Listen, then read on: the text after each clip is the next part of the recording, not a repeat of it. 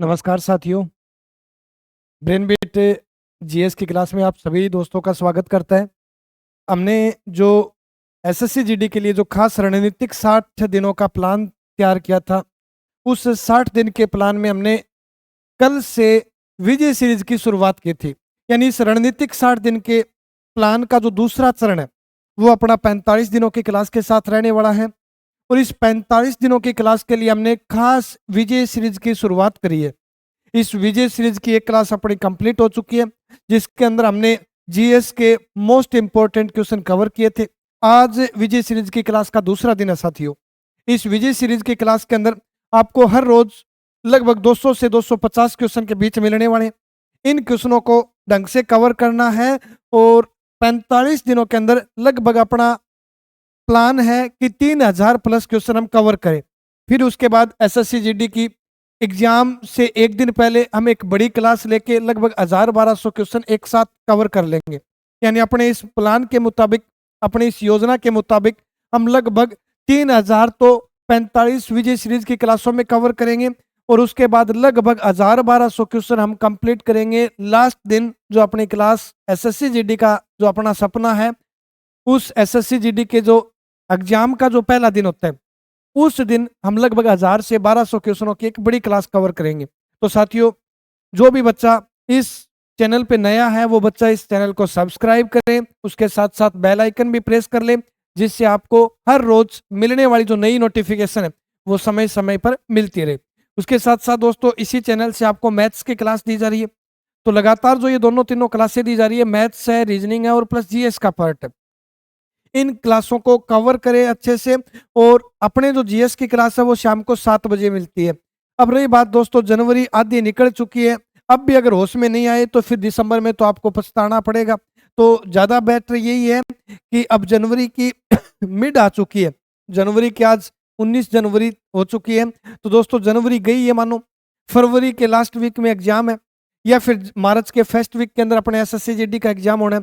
तो दोस्तों, बाद में पछतावा ना करना पड़े, इससे बेहतर यही है अभी होश में आ जाओ और अपने टाइम प्लान के मुताबिक अपनी तैयारी शुरू करो। ये भी याद रखना, पिछली बार जो एसएससी जीडी का एग्जाम करवाया था उससे कम वैकेंसी पर अब की बार एग्जाम होना है, तो मेरिट थोड़ी हाई जानी है और क्वेश्चन का लेवल भी थोड़ा हार्ड बढ़ना है। और इसी क्वेश्चन लेवल हार्ड की वजह से अपन जो है वो जीएस का हर एक एक मेजर पॉइंट, एक छोटा छोटा पॉइंट से हम क्लासे कवर करवा रहे हैं, जिसके अंदर आपको हर एक कंसेप्ट के आधार पर, करंटली बात करें तो करंट जीके से रिलेटेड या फिर स्टैटिक बेस के आधार पर हम हर एक क्लास के अंदर क्वेश्चन कवर कर रहे हैं। तो साथियों, लगातार मेहनत करते रहो, किसी भी प्रकार की हताशा या निराशा से उबर कर अपने को तैयारी करनी। और ये एक स्टूडेंट की लाइफ ही ऐसी होती है दोस्तों, डीमोटिवेट नहीं होना है। आज दिन है, आज धूप है, छाँव होगी, अच्छे दिन आएंगे, बुरे दिन आएंगे, हर प्रकार का जीवन है दोस्तों, चलता रहता है। और इस जीवन को आनंदमय जीवन के साथ जीना ही एक बड़ी, सबसे बड़ी विशेषता पाई जा मानते हैं। उसके साथ साथ दोस्तों, जो भी स्टूडेंट्स लाइफ के अंदर कॉम्पिटेटिव एग्जाम के अंदर पैर रख दिया, वो बच्चा डीमोटिव होना तो बिल्कुल भी जायज बात नहीं है। दोस्तों, हर एक एग्जाम देख के आओगे, आप तैयारी किसी लेवल की कर रहे हो, क्या पता कौन से एग्जाम के अंदर आपके पढ़े हुए क्वेश्चन आ जाए जिसके अंदर आपका अच्छा रिजल्ट हो जाए और आप अच्छे से कंसेप्ट कवर कर ले और अच्छे क्वेश्चन अटेम्प्ट करके। तो दोस्तों, इसी आशा के साथ अपने को लगातार तैयारी करते हुए चलना है। आज मैंने बताया विजय सीरीज की जो अपनी क्लास है जीके जीएस की, वो सेकंड क्लास है दोस्तों। एक क्लास अपनी कंप्लीट हो चुकी है। आज की क्लास के अंदर जितने भी इंपॉर्टेंट क्वेश्चन है, जो क्वेश्चन ज़्यादा मोस्टली इंपॉर्टेंट हैं, जो क्वेश्चन आने के चांसेज हैं, उन प्रकार के ही क्वेश्चनों की हम क्लास करते रहेंगे 45 दिनों तक। इन 45 दिनों के अंदर आपको हर एक पार्ट से, हर एक टॉपिक से एक दो क्वेश्चन जरूर मिलेगा। जो इंपॉर्टेंट क्वेश्चन होंगे वही क्वेश्चन हम कवर करेंगे, एक्स्ट्रा क्वेश्चन बिल्कुल भी कवर करने की कोशिश नहीं करेंगे। अपने जो नदियों से रिलेटेड जो इंपॉर्टेंट क्वेश्चन है, या खनिज उद्योग से रिलेटेड इंपॉर्टेंट क्वेश्चन है, या फिर भौतिक प्रदेश से भारत के, या सामान्य परिचय से क्वेश्चन है, या फिर हिस्ट्री की बात करें तो मिडिल हिस्ट्री और मॉडर्न हिस्ट्री से रिलेटेड जो दिल्ली पुलिस ने क्वेश्चन पूछे से वहां से क्वेश्चन बनने वाले हैं। उसके साथ साथ स्टैटिक के आंकड़े और प्लस 2014 से लेकर 2026 के जनवरी तक जितनी भी इंपॉर्टेंट योजना केंद्र सरकार ने शुरू करी है, उन योजनाओं के क्वेश्चन हम साथ में कवर करते चलेंगे। तो किसी प्रकार का डाउट में नहीं रहना है, किसी भी प्रकार का कोई सस्पेंस नहीं रखना है। इस 1 घंटे की क्लास जो शाम को 7 बजे आती है, उसके अंदर आपका हर एक पार्ट, ज्योग्राफी हो, हिस्ट्री हो, पॉलिटिकल हो, कल्चर हो, स्टैटिक हो या करंट जीके हो, हर एक पार्ट से आपको एक एक कंसेप्ट, एक एक टॉपिक वाइज कवर करवाएंगे। तो दोस्तों, आज की क्लास की शुरुआत करते हैं, लेके भगवान का नाम इस क्लास की, और एंड तक अपने को क्लास में बनाए रहना है। जो भी बच्चा पीछे की क्लास कवर नहीं कर पाया है, उस बच्चे से रिक्वेस्ट है कि वो बच्चा जरूर पीछे की क्लास कवर करे। वो रणनीतिक 60 दिन वाली क्लास जो हमने 28 दिसंबर से शुरू करी थी दोस्तों 2025 की, और उसके बाद हमने कल की क्लास से विजय सीरीज का नया आगाज किया, और उसकी आज दूसरी क्लास है। तो जितने भी पीछे की क्लासें, उन क्लासों को सही ढंग से कवर करो, प्लस हर रोज जो शाम को 7 बजे वाली क्लास मिलती है, उन क्लासों को भी कवर करते हुए चलो, जिससे जीएस के पार्ट की मैं इतनी तो बोल सकता हूं कि जीएस के अंदर एसएससी जीडी से 20 क्वेश्चन पूछे जाएंगे एसएससी जीडी में। इस 20 क्वेश्चन के अंदर मैं 15 प्लस क्वेश्चन मैं आपकी शिफ्ट के अंदर कवर करवा के रहूंगा। ये मैंने इस विजय सीरीज की शुरुआत के साथ वादा किया था आपसे। तो दोस्तों, आप इतना काम कर लेना, जो भी कंटेंट आपको लगातार दिया जा रहा है, उन कंटेंट को ढंग से रिवाइज कर ले। अगर कंटेंट प्रॉपरली तैयार रखोगे तो दोस्तों आपकी बेस्ट टू बेस्ट तैयारी निरंतर चलती रहेगी, लगातार चलती रहेगी, और आपको इन क्लासों के अंदर इंटरेस्ट भी बना रहेगा। तो दोस्तों, आज की विजय सीरीज का जो पहला क्वेश्चन है, वो क्वेश्चन पूछा गया कि 93 वर्ष की आयु में दिवंगत महारानी काम सुंदरी देवी किस रियासत से जुड़ी है। मतलब क्या हुआ कि स्वतंत्रता से पहले 26 जनवरी 1950 को अपना देश का संविधान जो लागू हुआ था, उससे पहले दोस्तों अपने भारत के अंदर रियासतों में भारत बटा हुआ था। यानी भारत के अंदर रियासतें थी, भारत में रियासतों के आधार पर शासन व्यवस्था चलती थी। 545 रियासतों में विभाजित था अपना भारत, और जैसे अपना भारत स्वतंत्र हुआ, उसके बाद रियासतों का अंत किया गया और भारत के अंदर गणतंत्र व्यवस्था शुरू की गई, जिसमें वोटिंग प्रणाली के माध्यम से भारत के राष्ट्रपति और प्रधानमंत्री के इलेक्शन चुनाव प्रक्रिया की शुरुआत की गई थी। उसके बाद 26वां संविधान संशोधन भी इसी पार्ट से जुड़ा हुआ है दोस्तों। 26वां संविधान संशोधन 1971 इंदिरा गांधी के टाइम में हुआ था, और उस संविधान संशोधन में भी ये खास करके बोला गया था कि भाई रियासतों के जो शासक थे, उन शासकों को विशेष पावर दे रखी थी, विशेष अधिकार दे रखे थे 1971 से पहले, और इंदिरा गांधी ने इस विशेष अधिकारों को समाप्त करके भारत में लोकतांत्रिक व्यवस्था की शुरुआत की थी। और इसी पार्ट से आज का अपना क्वेश्चन है। क्वेश्चन पूछा गया कि एक रियासत है, और उस रियासत की शासिका है, महारानी है, जिसका नाम कामसुंदरी देवी है, और इन कामसुंदरी देवी का हाल ही में 93 वर्ष की आयु में निधन हुआ है। उनका संबंध किस रियासत से? तो दोस्तों, 93 वर्ष की उम्र में, यानी 93 वर्ष की आयु में महारानी कामसुंदरी देवी, महारानी कामसुंदरी देवी का देहांत होता है, और ये अंतिम जीवित शासिका या महारानी है। यानी अंतिम जीवित महारानी अगर कोई पूछे तो अंतिम जीवित महारानी है कामसुंदरी देवी, और इनकी वर्तमान में जनवरी 10 के अंदर डेथ होती है, और 93 वर्ष की उम्र में इनका देहांत होता है। ये जिस शासक की पत्नी थी, उस शासक का नाम है कामेश्वर सिंह। यानी कामेश्वर सिंह राजा की पत्नी थी, कामेश्वर शासक की पत्नी थी, और उनका हाल ही में देहांत हुआ है। तो ध्यान रखना है किस शासक की पत्नी थी, तो कामेश्वर शासक की पत्नी थी कामेश्वर। तो राजा का नाम भी पूछा जा सकता है, या फिर ध्यान रखना है कामेश्वर शासक की पत्नी थी कामसुंदरी देवी, और इनकी ये जो है ये तीसरी पत्नी थी। ध्यान रखना है, कामसुंदरी जो देवी है, उन्होंने 8 साल की उम्र में इस राजा के साथ शादी की थी, और ये कामेश्वर सिंह की बढ़ने वाली तीसरी पत्नी थी। 8 वर्ष की उम्र में इन्होंने शासिका का पद ग्रहण किया था, यानी महारानी के रूप में प्रसिद्ध हुई थी। और कामेश्वर शासक जो है वो दरभंगा जो रियासत पड़ती है, दरभंगा दोस्तों बिहार के अंदर स्थित है। ये दरभंगा जो जिला पड़ता है ये बिहार के अंदर है, लेकिन पूर्व में ये दरभंगा रियासत हुआ करती थी। और दरभंगा एक ज्योग्राफी की दृष्टि से भी अच्छा क्वेश्चन बनता है। यानी भारत में हम बोलते हैं कि चीनी का कटोरा, जैसे क्यूबा देश है, उस क्यूबा देश के अंदर चीनी के उत्पादन अच्छा होता है, गन्ना वगैरह ज्यादा प्राप्त किया जाता है, जिससे चीनी शुगर्स मिल बहुत ज्यादा लगी हुई है क्यूबा के अंदर, और इसीलिए दुनिया में क्यूबा जो देश है उसे चीनी का कटोरा कहा जाता है। वैसे अगर पूछा जाए अपने भारत में चीनी का कटोरा कौन सा स्टेट कहलाता है, तो दोस्तों बिहार स्टेट है, जिसे भारत में चीनी का कटोरा कहा जाता है, क्योंकि बिहार के अंदर ज्यादातर शुगर्स मिल स्थापित की गई है भारत सरकार के द्वारा। और ये जो दरभंगा रियासत है, ये वो खास करके पार्ट है बिहार का जहां से शुगर मिल्स के अच्छे कारोबार चलते हैं। तो दोस्तों शुगर मिल्स के लिए भी एरिया जाना जाता है। और इस दरभंगा रियासत का जो आखिरी शासक था, अंतिम शासक कामेश्वर नाम के राजा। इस कामेश्वर शासक की तीसरी जो पत्नी थी उनका हाल ही में निधन हुआ, जिनका नाम है काम सुंदरी देवी, या फिर इन्हें कल्याणी देवी के नाम से भी जानते हैं। तो दोस्तों इनका उपनाम अगर पूछा जाए तो दोस्तों ध्यान रखना है, कल्याणी देवी के नाम से भी फेमस हुई है कामेश्वरी देवी। तो अगर अन्य नाम या उपनाम से रिलेटेड क्वेश्चन बनाता है तो भी ध्यान रखना है। अपने रियासत से रिलेटेड क्वेश्चन पूछा था तो हम ऑप्शन बी कर देंगे, अर्थात बिहार की जो दरभंगा रियासत है उनकी जो शासिका थी, महारानी थी, उनका हाल ही में देहांत या निधन हुआ है। अट्टी जनजाति द्वारा, ये दोस्तों अट्टी जनजाति है, ध्यान रखना है, अट्टी जनजाति द्वारा बोधा नृत्य, अट्टी जनजाति द्वारा बोधा त्योहार किस राज्य में मनाया जाता है? यानी हमने दिल्ली पुलिस के अंदर भी देखा था दोस्तों, क्लासिकल डांस और लोक नृत्य, शास्त्रीय और नृत्य और लोक नृत्य से अच्छे क्वेश्चन बनते आए हैं। हर एक एग्जाम में 2 साल से लगातार बनते आ रहे हैं। एसएससी जीडी हो, रेलवे डी ग्रुप हो, एनटीपीसी हो, एसएससी सीएचएसएल या एमटीएस हो, कोई भी सेंट्रल लेवल का एग्जाम हो, क्लासिकल डांस और फोक डांस दोनों से रिलेटेड अच्छे क्वेश्चन पूछे जाते हैं, इसीलिए हमने ये क्वेश्चन लिया है। अब जाति है अट्टी जनजाति। तो दोस्तों कुछ जनजातियों के प्रमुख नृत्य है, वैसे अगर ध्यान करें तो एक तो चांग थांग नृत्य बहुत ज्यादा पूछा जाता है। चांग थांग नृत्य अगर पूछा जाए, चांग थांग जो नृत्य है वो कौन से राज्य से या फिर किस जनजाति से रिलेटेड है?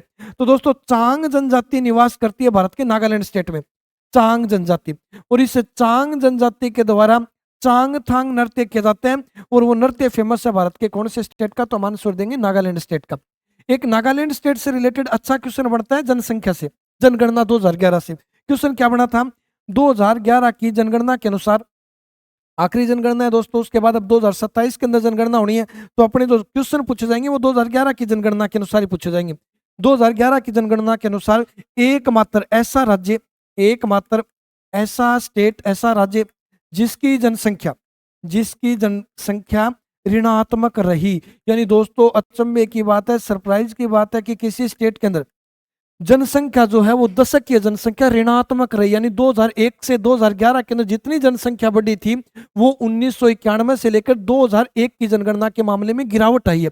ऐसा स्टेट बताओ, और ये गिरावट का परसेंटेज कितना है? तो -0.6%। ये स्टेट से जनगणना का एक अच्छा क्वेश्चन है, पूछ भी लिया गया क्वेश्चन, तो ये ध्यान रखना है। चांग थांग नृत्य की बात करें तो चांग थांग जो नृत्य, इस नृत्य का आयोजन किया जाता है भारत के नागालैंड स्टेट में चांग जनजाति द्वारा। उसके बाद एक डांस और इंपॉर्टेंट है जनजाति से रिलेटेड, एक तो चांग थांग ध्यान रखना है, एक डांस है ओजागिरी डांस, वो भी ध्यान रखना है, वो क्वेश्चन भी काफी बार पूछा जाता है। ओजागिरी नृत्य, अगर ओजागिरी नृत्य की बात करें ना दोस्तों, तो ओजागिरी नृत्य जिस जनजाति से संबंधित है वो जनजाति है रियाग करके, जनजाति तो है रियांग जनजाति। रियांग जनजाति को क्रू भी बोलते हैं, तो क्रू या रियांग जनजाति से रिलेटेड नृत्य है जिस नृत्य का नाम है ओजागिरी डांस। अगर स्टेट पूछे किस राज्य से संबंधित है, तो राज्य ध्यान रखना है, ये संबंध है त्रिपुरा स्टेट से, और त्रिपुरा से भी एक अच्छा क्वेश्चन बनता है। त्रिपुरा से इंपॉर्टेंट क्वेश्चन बनता है विस्तार से रिलेटेड, यानी ज्योग्राफी का पहला जो टॉपिक है सामान्य परिचय।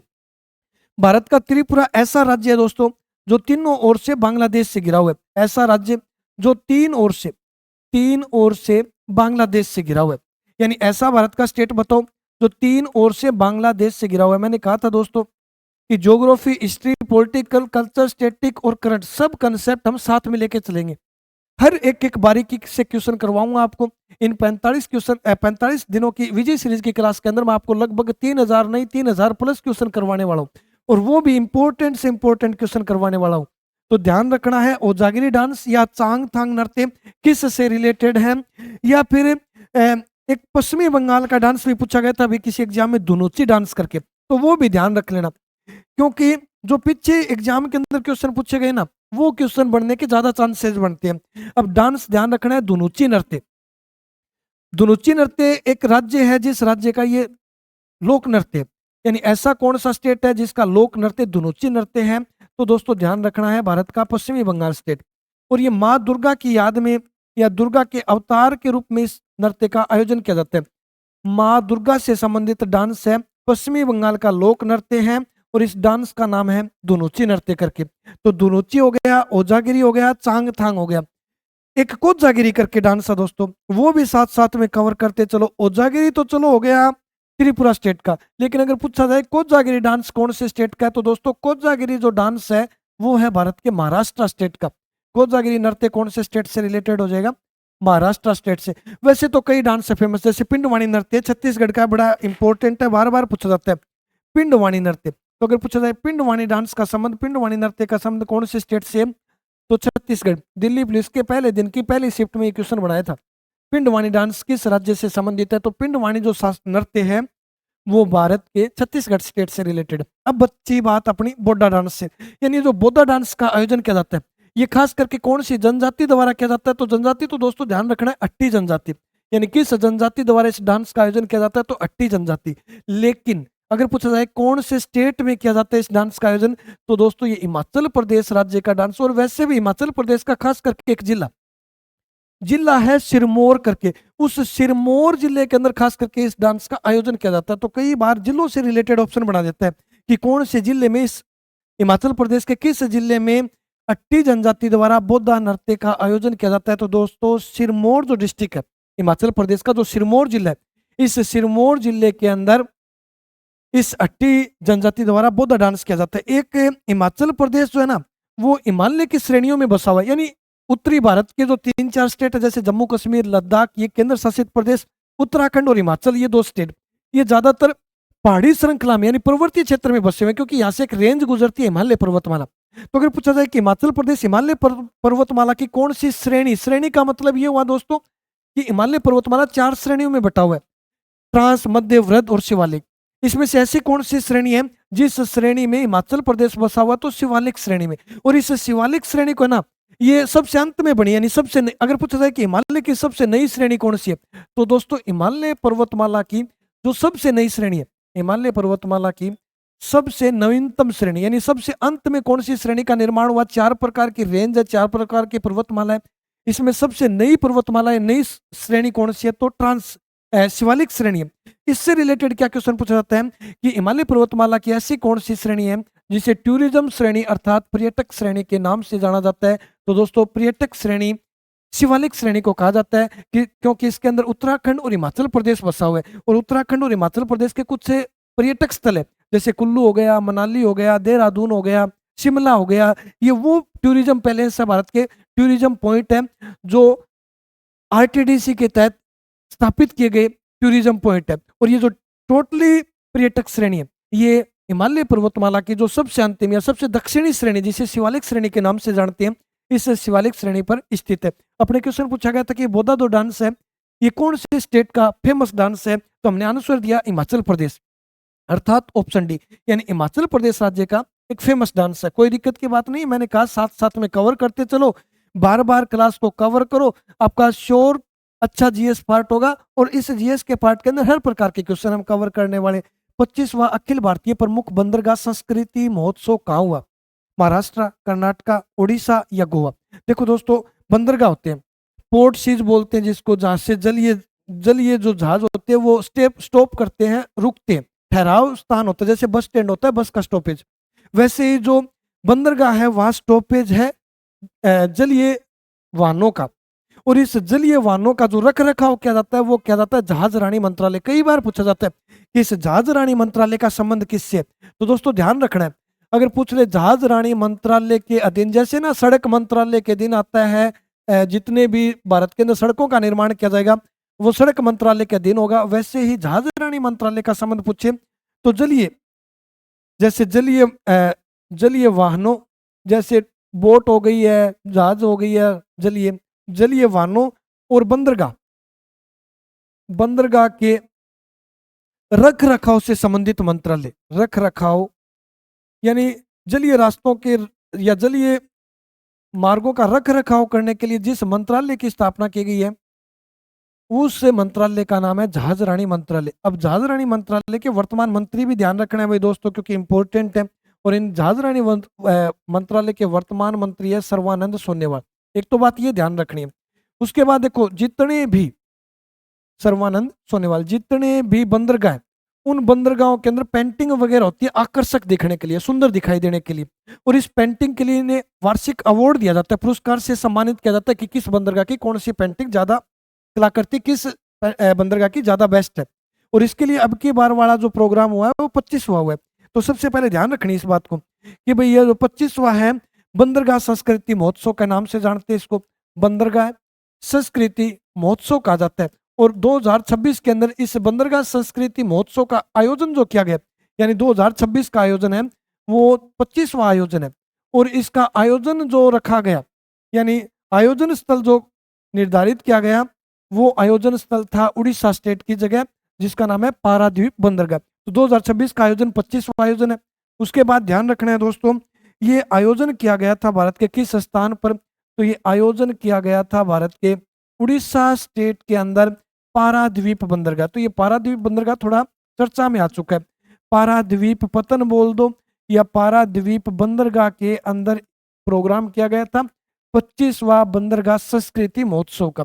और इस पाराद्वीप के अंदर अपने तो कहाँ किया गया ये क्वेश्चन पूछा गया, लेकिन अब साथ में ये ध्यान रखना है कि इसके अंदर प्रथम स्थान किस बंदरगाह का रहा?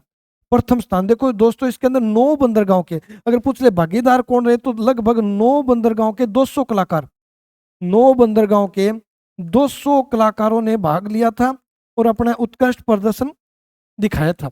जिसके अंदर प्रथम स्थान किसका रहा? तो दोस्तों ध्यान रखना है, इसके अंदर जो सबसे पहला स्थान रहता है वो रहता है श्यामा प्रसाद मुखर्जी बंदरगाह का। तो वेरी वेरी इंपॉर्टेंट है, या तो यही पूछ लेगा कि ये बंदरगाह कहाँ स्थित है, तो श्यामा प्रसाद, डॉक्टर श्यामा प्रसाद मुखर्जी बंदरगाह, श्यामा प्रसाद मुखर्जी जो बंदरगाह पड़ता है, ये प्रथम स्थान पर रहा था।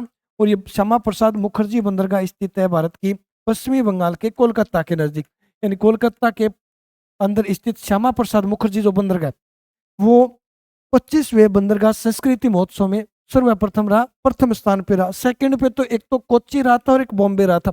सेकंड ज्यादा नहीं पूछा जाता, प्रथम पूछे जाते हैं इस प्रकार के क्वेश्चन। हम फिर भी सेकंड ध्यान रखना चाहते हो तो दोस्तों ध्यान रखना है, द्वितीय स्थान यानी सेकंड पोजीशन जिसकी रही थी, उसके अंदर 2 बंदरगाहों को नॉमिनेट किया गया था। एक तो बंबई बंदरगाह ध्यान रखना है, और एक कोच्चि बंदरगाह। बंबई बंदरगाह पड़ता है महाराष्ट्र के अंदर और कोच्चि बंदरगाह पड़ता है केरला स्टेट के अंदर। बंबई बंदरगाह और कोच्चि बंदरगाह, और ये जो कोच्चि बंदरगाह ना, ये दोस्तों एक्सपोर्ट करता है ड्राई फ्रूटों का भारत से बाहर। कोच्चि बंदरगाह पड़ता है भारत के केरला स्टेट में, यानी इन दोनों बंदरगाहों की सेकंड पोजीशन रही थी। अपने पूछा गया था कि इस प्रोग्राम का आयोजन कहाँ किया गया, तो स्टेट से रिलेटेड अगले ने ऑप्शन बनाया है, यानी ऑप्शन सी हो जाएगा उड़ीसा। लेकिन उड़ीसा के कौन से बंदरगाह पर प्रोग्राम किया गया था? तो पारादीप बंदरगाह जो भारत के उड़ीसा स्टेट के अंदर स्थित है। कवर है, कोई दिक्कत की बात नहीं। अब नमामि गंगे योजना, नमामि गंगे योजना की शुरुआत कब की गई? 28 अगस्त 2014, 10 जुलाई 2014, 25 सितंबर 2014, या फिर ऑप्शन है इनमें से कोई नहीं। इस नमामि गंगे योजना की शुरुआत क्यों की गई, अगर ये बात बनी तो दोस्तों देखो, योजना है केंद्र सरकार की, जिस योजना का नाम है नमामि गंगे योजना। सबसे पहली बात है, इस नमामि गंगे योजना का उद्देश्य क्या है? तो दोस्तों नमामि गंगे योजना का उद्देश्य था, पर्पज था इस योजना को शुरू करने का, कि गंगा नदी को प्रभावी ढंग से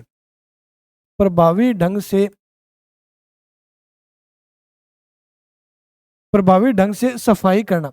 यानी इस गंगा नदी की सफाई करने के उद्देश्य से केंद्र सरकार एक योजना शुरू करती है, जिसे नमामि गंगे योजना के नाम से जाना गया। और इस नमामि गंगे योजना की अगर बात करें, सबसे पहली बात ध्यान रखनी, केंद्र सरकार की योजना है। और इस योजना की अगर शुरुआत की बात करें तो दोस्तों इस योजना की शुरुआत होती है 10 जुलाई 2014, अर्थात ऑप्शन बी, 10 जुलाई 2014 ईस्वी को इस नमामि गंगे योजना की शुरुआत होती है। देखो दोस्तों याद रखना है, 2014 के अंदर मोदी सरकार, नरेंद्र मोदी के प्रधानमंत्री का कार्यकाल जो पहला चरण था, जिसमें 2014 से सबको पता है तीसरा कार्यकाल शुरू है, तो 2014 से 2019 तक का जो कार्यकाल था वो प्रधानमंत्री मोदी का पहले पद का कार्यकाल था। उसके बाद में 19 में फिर बीजेपी की सरकार बनती है और ये 24 में कार्यकाल पूरा होता है। और अब 18वीं लोकसभा का चुनाव 2024 के अंदर हुआ था, इसका कार्यकाल 29 तक चलना है। तो दोस्तों 19 से लेकर 24 और 14 से लेकर 19, ये बीच वाले जो कार्यकाल है, ये जो 10 साल है, इनके अंदर जितनी भी योजनाएं शुरू की गई थी बीजेपी सरकार के द्वारा, वहां से क्वेश्चन बढ़ाए जा रहे हैं। तो वहां से रिलेटेड है नमामि गंगे योजना, जिसकी शुरुआत 10 जुलाई 2014 को की गई थी। उसके बाद इससे रिलेटेड एक क्वेश्चन ये बनता है कि इसमें अंतरराष्ट्रीय संस्था यानी इंटरनेशनल कोई संस्था थी और उसने आर्थिक सहायता की थी। अंतरराष्ट्रीय संस्था ने लोन पास किया था, ऋण दिया था, और उस संस्था का नाम है विश्व बैंक। यानी विश्व बैंक की आर्थिक सहायता से, और विश्व बैंक की 300 करोड़ रुपए की आर्थिक सहायता से इस नमामि गंगे योजना की शुरुआत की गई थी। यानी दोस्तों वर्ल्ड बैंक की सहायता से इस योजना के तहत गंगा नदी की सफाई के उद्देश्य से योजना शुरू करती है। और गंगा नदी जो है वो भारत की नेशनल नदी है, राष्ट्रीय नदी है। और दोस्तों एक बड़ी बात और है, गंगा नदी भारत की सबसे पवित्र नदी भी है। और उसके साथ साथ गंगा नदी भारत की सबसे प्रदूषित नदी भी है। और इसका भी एक कारण होता है, जो चीज प्योर होती है, जो चीज धार्मिक होती है, वो जगह प्रदूषित मानी जाती है।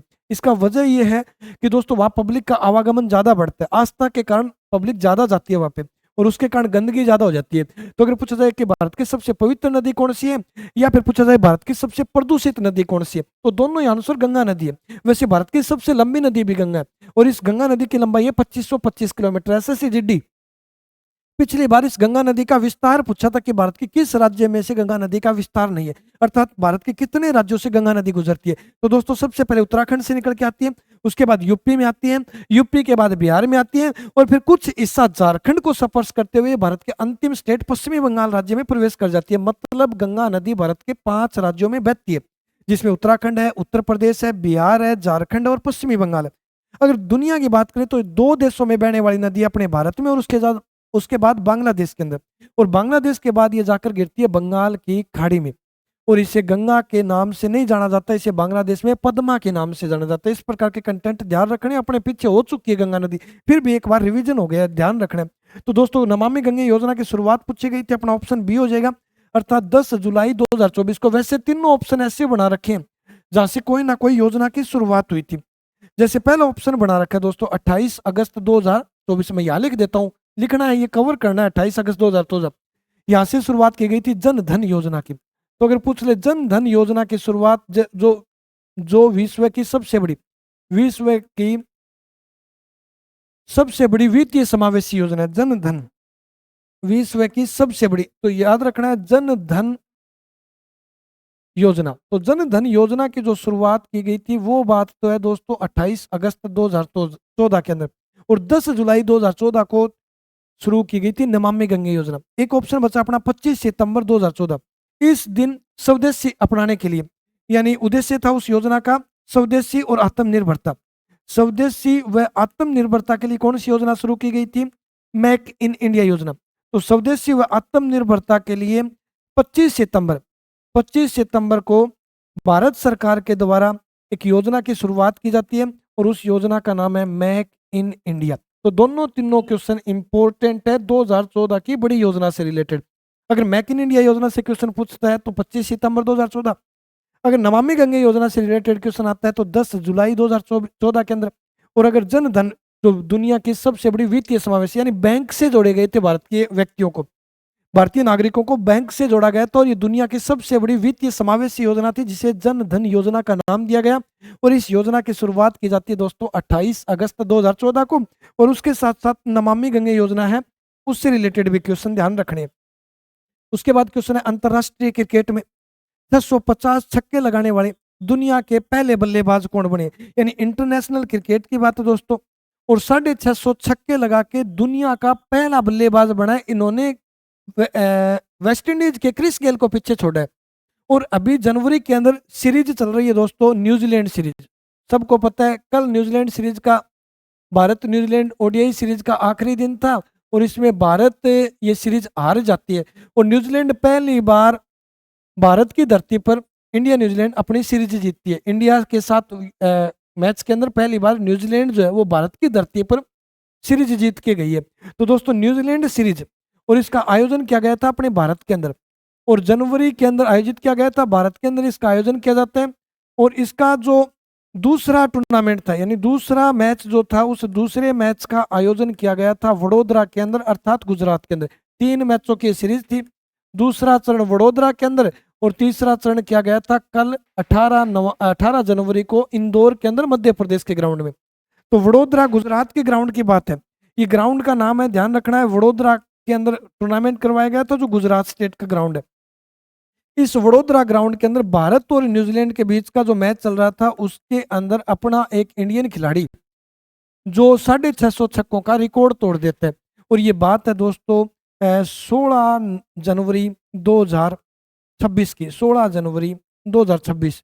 और इस 16 जनवरी 2026 को रोहित शर्मा जो है वो तीनों फॉर्मेट के अंदर, यानी वनडे, टेस्ट और T20 तीनों फॉर्मेट के अंदर, वनडे, टेस्ट और T20 अंतरराष्ट्रीय टूर्नामेंट के अंदर रिकॉर्ड बनाते हैं 650 छक्के लगाकर। तो दोस्तों इन्होंने ये जो मुकाम हासिल किया था, ये किस टीम के खिलाफ किया था? तो न्यूजीलैंड की टीम के साथ। किस ग्राउंड की बात है? तो वडोदरा गुजरात की। और इन्हें रोहित शर्मा को हिटमैन के नाम से भी जानते थे। तो दोस्तों हिटमैन पूछे या फिर ग्लोबल सिक्सर किंग के नाम से, ग्लोबल सिक्सर किंग किसे कहा जाता है तो भी ध्यान रखना है, ग्लोबल सिक्सर किंग कहलाते हैं रोहित शर्मा, जो दुनिया का पहला बल्लेबाज ऐसा बना है जिसने अंतरराष्ट्रीय तीनों क्रिकेट की फॉर्मेट में 650 छक्के लगाए हैं। और ये दुनिया का पहला बल्लेबाज है जिसने क्रिस गेल को पीछे छोड़ा। एक ये ध्यान रखना है, अगर न्यूजीलैंड के साथ सीरीज चल रही थी तो उसमें भारतीय टीम का कप्तान कौन था? यानी अगर पूछा जाए भारत का कप्तान कौन था, तो दोस्तों भारतीय टीम का कप्तान था शुभमन गिल। यानी भारतीय टीम के कप्तान शुभमन गिल की कैप्टेंसी में इंडिया न्यूजीलैंड के बीच में टूर्नामेंट करवाए जाते हैं। और जिसका फाइनल जो मैच है वो फाइनल मैच खेला जाता है इंदौर के अंदर, अर्थात मध्य प्रदेश के अंदर। और इसमें विजेता कौन सी टीम रही थी? तो दोस्तों ध्यान रखना है, विजेता रही थी न्यूजीलैंड टीम। और न्यूजीलैंड टीम जो है वो इतिहास में पहली बार भारत और न्यूजीलैंड की सीरीज में भारत में विजय प्राप्त करी है। उसके बाद रोहित शर्मा से रिलेटेड 2 क्वेश्चन और बढ़ते हैं, वो भी ध्यान रखने। एक तो दोस्तों 2024 का जो T20 वर्ल्ड कप हुआ था, वहां से क्वेश्चन याद रखना है। 2024 हमने कर लिए ये कंप्लीट, लेकिन फिर भी ठीक है। 2024 T20 world cup, 2024 T20 world cup का जो आयोजन करवाया गया था, यानी ये जो टूर्नामेंट हुए थे, ये टूर्नामेंट हुए थे वेस्ट इंडीज के अंदर और अमेरिका के अंदर। वेस्ट इंडीज प्लस अमेरिका के अंदर ये टूर्नामेंट, यूएसए के अंदर ये टूर्नामेंट करवाए गए थे। और इसमें जो फाइनल खेला गया था वो फाइनल खेला गया था इंडिया और साउथ अफ्रीका के बीच में, यानी भारत और साउथ अफ्रीका के बीच में फाइनल खेला जाता है। और इसमें विजेता जो रहता है वो अपना भारत रहता है। और उस टाइम भी भारतीय टीम के कप्तान कौन थे? तो उस टाइम भारतीय टीम के कप्तान थे रोहित शर्मा। दोस्तों ये कंसेप्ट भी ध्यान रखना है, किसकी कैप्टेंसी में 2014 का T20 वर्ल्ड कप भारत ने जीता। और ये भारत दूसरी बार T20 वर्ल्ड कप का विजेता रहा था, क्योंकि T20 वर्ल्ड कप की शुरुआत हुई थी 2007 के अंदर। और इस 2007 के T20 वर्ल्ड कप की मेजबानी की गई थी साउथ अफ्रीका के द्वारा। और उन साउथ अफ्रीका के अंदर जो मैच हुए थे उसमें फाइनल के अंदर पहुंची थी भारत की टीम और पाकिस्तान की टीम। और उस समय पाकिस्तान की टीम को भारत की टीम ने हराया था और पहली बार T20 वर्ल्ड कप विजेता रही थी भारत की टीम। और अब 2024 की भी वर्ल्ड कप T20 की विजेता भारत रही है। अब बात आई आगे की कि और रोहित शर्मा से क्या क्वेश्चन बनता है? तो हर 2 साल के अंदर दोस्तों T20 वर्ल्ड कप होता है।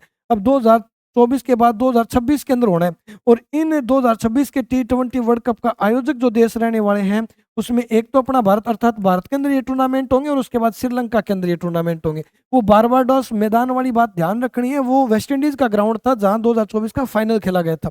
अब भारत और श्रीलंका मेजबानी करने वाले हैं। और इसमें जो ब्रांड एम्बेसडर बनाए गए, यानी 2026 के T20 वर्ल्ड कप के ब्रांड एम्बेसडर किसे नियुक्त किया गया है?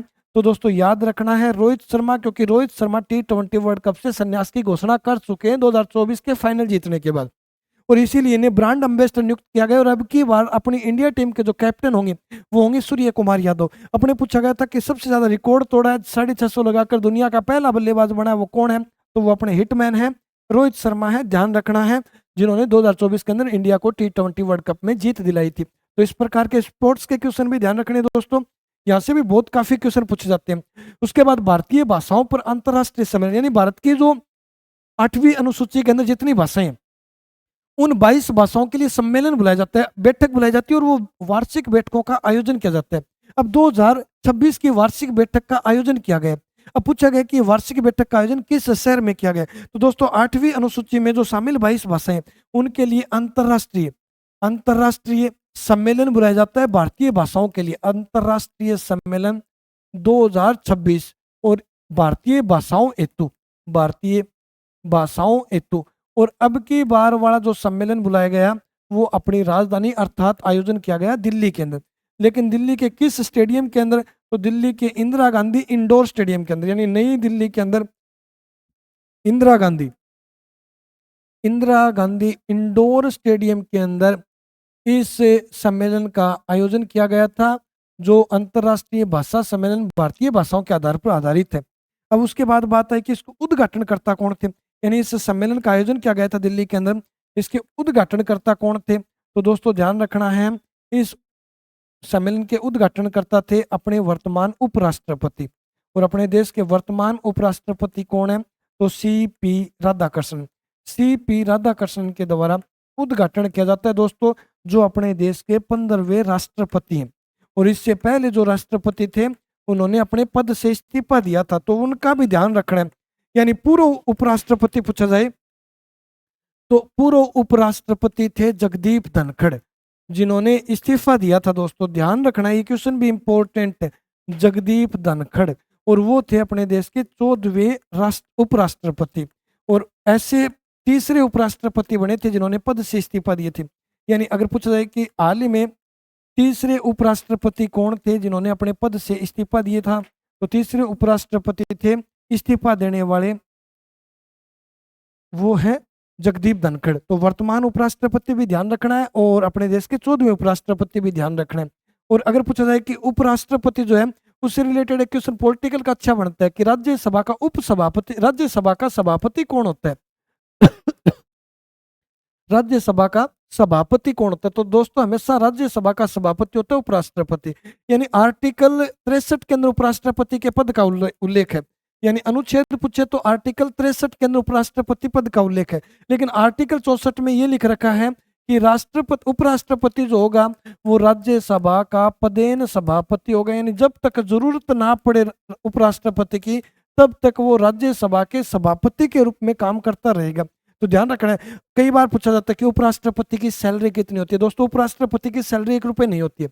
उपराष्ट्रपति को मंथली 4.5 लाख रुपए जो मिलते हैं वेतन की सैलरी के रूप में, वो मिलते हैं राज्यसभा के सभापति के रूप में। यानी राज्यसभा जो सदस्य होते हैं उनका अध्यक्ष जो होता है, सभापति जो होता है, वो उपराष्ट्रपति होता है। और इसी राज्यसभा के सभापति के तौर पर उपराष्ट्रपति को प्रति माह 4.5 लाख रुपए सैलरी दी जाती है, वेतन दिया जाता है।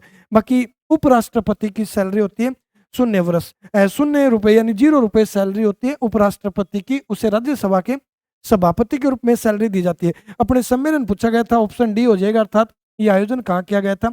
दिल्ली के अंदर आयोजन किया गया था। 14वां 15वां एक क्रम वगैरह ध्यान रखना है।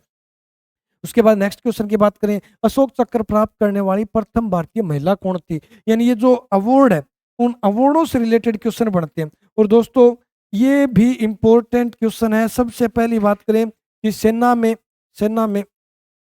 सर्वोच्च शौर्य या सर्वोच्च सेना पुरस्कार, यानी सबसे ऊंचा, जैसे सर्वोच्च नागरिक पुरस्कार पूछा जाए तो हम भारत रत्न बोलते हैं, वैसे सेना का हाईएस्ट अवार्ड कौन सा है? ये क्वेश्चन है। सर्वोच्च सम्मान पुरस्कार सेना का, तो दोस्तों सर्वोच्च सेना का जो पुरस्कार है वो है परमवीर चक्र। ध्यान रखना है, परमवीर चक्र। इस परमवीर चक्र की शुरुआत कब की गई? तो ये परमवीर चक्र की शुरुआत की जाती है 26 जनवरी 1950 को। 26 जनवरी 1950 को 26 जनवरी 1950 ईस्वी में परमवीर चक्र के पुरस्कार की शुरुआत की जाती है। और जिसकी राशि है इनामी 3 लाख रुपए, यानी सहायता राशि के रूप में कितने रुपए दिए जाते हैं? तो 3 लाख रुपए सहायता राशि के रूप में दिए जाते हैं, जो सेना का सर्वोच्च पुरस्कार है, हाईएस्ट अवार्ड है। उसके बाद बात आई कि सर्वप्रथम सम्मानित कौन थे इसमें?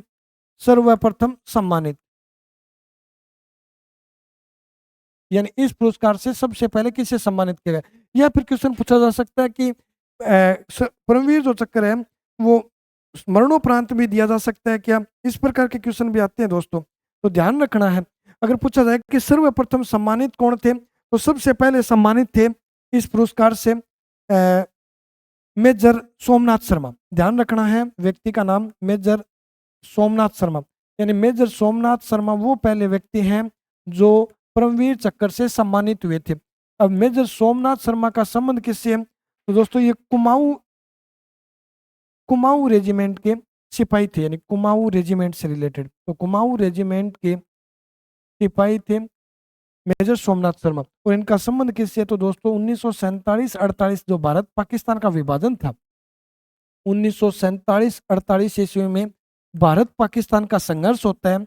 उस भारत पाकिस्तान संघर्ष के दौरान अपने बलिदान देते हैं, यानी इन्हें बलिदान दिया था 1947-48 के भारत पाकिस्तान संघर्ष के दौरान। और इसीलिए इन्हें सर्वप्रथम इस पुरस्कार से या सर्वप्रथम परमवीर चक्र से सम्मानित किया जाता है। अगर पूछा जाए कि सबसे पहले जो परमवीर चक्र मिला था मेजर सोमनाथ शर्मा को, वो है मरणोपरांत। ये इंपॉर्टेंट है दोस्तों, ध्यान रखना है। इन्हें मरणोपरांत परमवीर चक्र से सम्मानित किया गया था 1950 के अंदर, जो सबसे पहले परमवीर चक्र से सम्मानित होने वाला व्यक्ति है।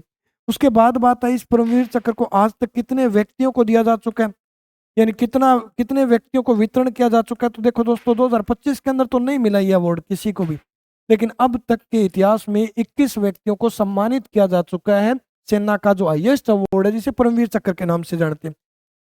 बड़े इंपॉर्टेंट है दोस्तों ये कंसेप्ट। सबसे पहले Kumaon regiment, major Somnath Sharma, highest award सेना का, शुरुआत कब हुई, कितनी राशि दी जाती है। उसके बाद बात करते हैं अपने क्वेश्चन की, और क्वेश्चन अपना है अशोक चक्र से रिलेटेड। अब अशोक चक्र के भी जितने भी क्वेश्चन है वो क्वेश्चन भी हम साथ साथ में कवर कर लेंगे। यानी अशोक चक्र जो सेना का दूसरा हाईएस्ट अवार्ड है, यानी अवार्ड का नाम है अशोक चक्र।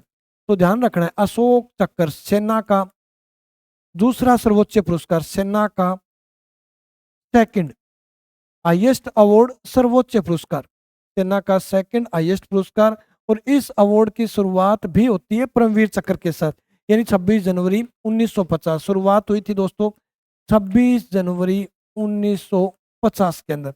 उसके बाद कितनी सहायता राशि दी जाती है, तो दोस्तों इसके अंदर सहायता राशि मिलती है 2.5 लाख रुपए, यानी सहायता राशि कितनी हो जाएगी, तो 2.5 लाख रुपए सहायता राशि मिलती है। अब आई अपने क्वेश्चन की बात कि भाई सबसे पहले किस महिला को इस पुरस्कार से सम्मानित किया गया था, यानी सर्वप्रथम सम्मानित महिला, सर्वप्रथम सम्मानित महिला। तो अगर सबसे पहले महिला की बात करें कि किस महिला को इस पुरस्कार से सम्मानित किया गया था, तो आंसर है नीरजा भनोट, यानी नीरजा भनोट वो पहली महिला है जिसे अशोक चक्र से सम्मानित किया गया था सर्वप्रथम। अब घटना क्या थी दोस्तों, 1986 की घटना है।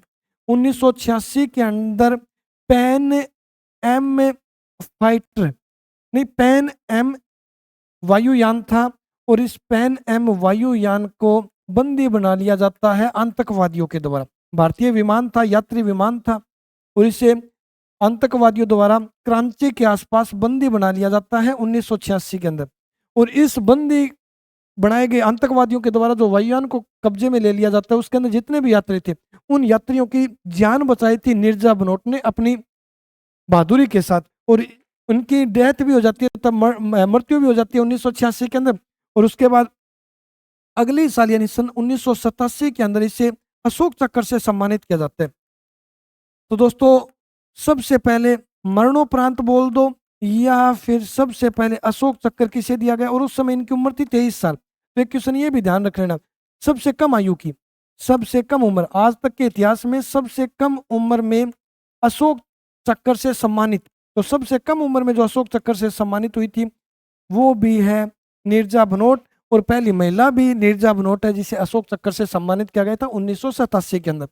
1986 के पैन एम 37 पैन एम 73 नाम का वायुयान था, उस पैन एम 73 वायुयान को कब्जे में ले लिया जाता है कराची के आसपास आतंकवादियों के द्वारा, और इसमें इन्होंने यात्रियों की जान बचाई थी नीरजा भनोट ने, और इसीलिए इन्हें भारत सरकार ने अशोक चक्र से सम्मानित किया गया था मरणोपरांत। ये कंसेप्ट ध्यान रखना है कि मरने के बाद इन्हें इस पुरस्कार से सम्मानित किया गया था। उसके बाद दोस्तों बात बचती है करंट के आधार की, यानी करंट के क्वेश्चन यहाँ से कौन से बनते हैं। एक तो क्वेश्चन बनता है 16 दिसंबर का, 16 दिसंबर 1971 भारत पाकिस्तान की जीत होती है, और इसे 16 दिसंबर को विजय दिवस बनाते हैं। 16 दिसंबर को कौन सा दिवस मनाया जाता है, विजय दिवस। देखो ये भी ध्यान रखना है, एक तो विजय दिवस है और एक है कारगिल विजय दिवस एक है कारगिल विजय दिवस। कारगिल विजय दिवस मनाया जाता है 26 जुलाई को। अगर डायरेक्ट विजय दिवस पूछे तो 16 दिसंबर, कारगिल विजय दिवस पूछे तो 26 जुलाई, और अगर पूछे गोवा विजय दिवस कब बनाया गया तो 19 दिसंबर। तीनों ध्यान रखने हैं भाई, गोवा मुक्ति दिवस बोल दो या फिर गोवा विजय दिवस। गोवा विजय दिवस क्योंकि गोवा पर भारत सरकार ने विजय प्राप्त की थी, या फिर गोवा मुक्ति दिवस कब बनाया जाता है तो 19 दिसंबर की बात है। तो दोस्तों तीनों दिवस ध्यान रखना है। वैसे विजय से रिलेटेड एक तो विजय दिवस 71 की लड़ाई जीती थी 16 दिसंबर को, एक कारगिल 26 जुलाई 1999 को कारगिल पर विजय हमने प्राप्त की थी, और एक गोवा 19 दिसंबर 1961 पर गोवा पर हमने अधिकार जमाया था, वो भी विजय दिवस के रूप में मनाया जाता है। तो दोस्तों जो 16 दिसंबर विजय दिवस है, अब की बार यानी 16 दिसंबर 2025 को, 16 दिसंबर 2025 को भारत के वर्तमान राष्ट्रपति, ये उद्घाटन वगैरह ध्यान रखना है, राष्ट्रपति द्रौपदी मुर्मू के द्वारा द्रौपदी मुर्मू के द्वारा राष्ट्रपति भवन में, राष्ट्रपति भवन जो दिल्ली के अंदर स्थित है, इस राष्ट्रपति भवन में एक नए स्थान का उद्घाटन किया है 16 दिसंबर 2025 को, और उस स्थान का नाम रखा गया है परमवीर दीर्घा। तो अगर पूछ ले हाल ही में परमवीर दीर्घा का उद्घाटन किया गया, ये स्थान कहाँ स्थित है, तो दोस्तों राष्ट्रपति भवन में 16 दिसंबर 2025 को परमवीर दीर्घा नामक स्थान का उद्घाटन किया गया है तत्कालीन राष्ट्रपति द्रौपदी मुर्मू के द्वारा। तो ये क्वेश्चन भी इंपॉर्टेंट बनते हैं। उसके बाद बात बची 2025 के 26 जनवरी के गणतंत्र दिवस, जो 77वां गणतंत्र दिवस है, वहां से जो भी मेन क्वेश्चन बनते हैं, यानी 2026 का गणतंत्र दिवस, 2025 का गणतंत्रता दिवस, 2025 का गणतंत्रता दिवस जो 77वां दिवस था। अब 78वां दिवस का आयोजन किया जाएगा 2026 में, ये 77वां था।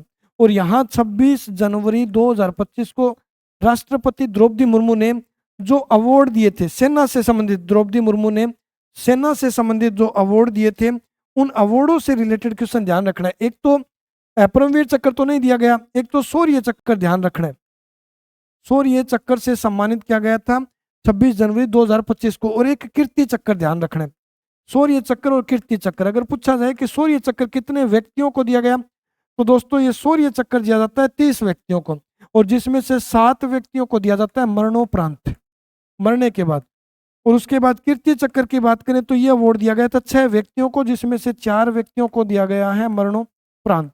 यानी ये क्वेश्चन ध्यान रखना है, यहाँ 30 नहीं 33 ध्यान रखना है, यानी 33 व्यक्तियों को शौर्य चक्र दिया गया था 2025 के अंदर राष्ट्रपति द्रौपदी मुर्मू के द्वारा, जिसमें से 7 व्यक्तियों को मरणोपरांत, और कीर्ति चक्र 6 व्यक्तियों को दिया गया था 2025 की 26 जनवरी गणतंत्रता दिवस पर, जिसमें 4 व्यक्तियों को मरणोपरांत दिया गया था। तो ये आंकड़े भी ध्यान रखने हैं।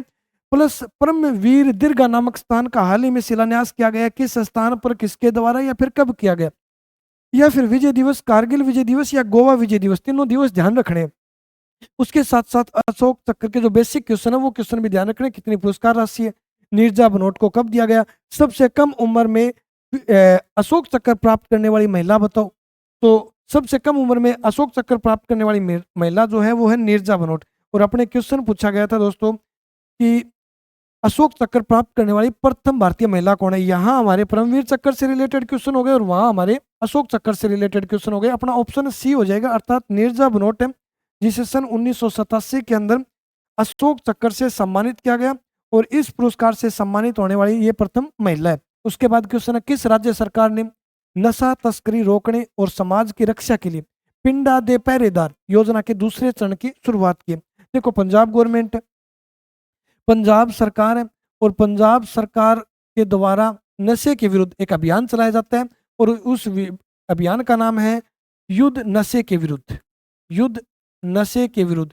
यानी भाई पंजाब क्षेत्र में थोड़ा नशा ज्यादा ही है, और इसके लिए पंजाब सरकार, पंजाब के मुख्यमंत्री, ध्यान रखना है पंजाब के मुख्यमंत्री भगवंत मान, यानी पंजाब सरकार के द्वारा या पंजाब के मुख्यमंत्री भगवंत मान के द्वारा नशे के विरुद्ध एक अभियान चलाया जाता है, युद्ध नशे के विरुद्ध। तो ये अभियान, ये भी ध्यान रखना है, युद्ध नशे के विरुद्ध अभियान की शुरुआत किस राज्य सरकार ने हाल ही में की है, तो पंजाब गवर्नमेंट ने। लेकिन अब इसके दूसरे चरण की शुरुआत की है, और इसका जो दूसरा चरण है उस चरण का नाम रखा गया है पिंडा दे पहरेदार। यानी अगर पूछा जाए पिंडा दे पहरेदार अभियान की शुरुआत किसके विरुद्ध है, तो किसके लिए चलाई गई है, तो नशे के विरुद्ध चलाई गई है पंजाब गवर्नमेंट के द्वारा।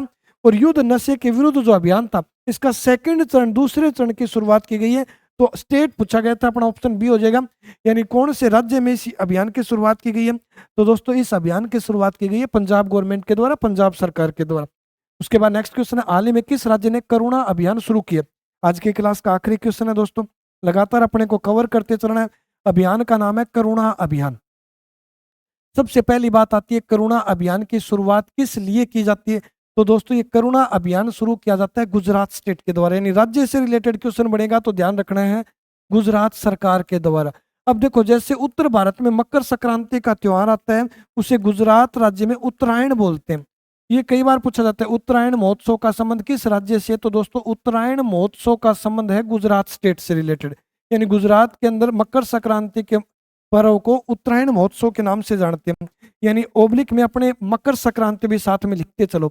मकर संक्रांति का पर्व जो 14 जनवरी को मनाया जाता है, और इसे गुजरात में उत्तरायण कहा जाता है। सबसे पहली बात, और इसी उत्तरायण महोत्सव के दौरान गुजरात सरकार ने 10 जनवरी से लेकर 20 जनवरी के बीच में इन 10 दिनों के अंदर, इन 10 दिनों के लिए करुणा अभियान की शुरुआत की थी। कारण क्या था, उद्देश्य क्या था इस अभियान का? तो दोस्तों उद्देश्य था कि पतंग के मांझे से, पतंग के मांझे या धागे से पक्षी या पशु, पक्षी या पशुओं की घायल होने की अवस्था में, घायल में अवस्था में उपचार के लिए, उपचार व देख रेख के लिए इस अभियान की शुरुआत केंद्र गुजरात सरकार के द्वारा 10 दिन के लिए की जाती है और इसमें लगभग 1000 एम्बुलेंस को रिजर्व रखा गया था।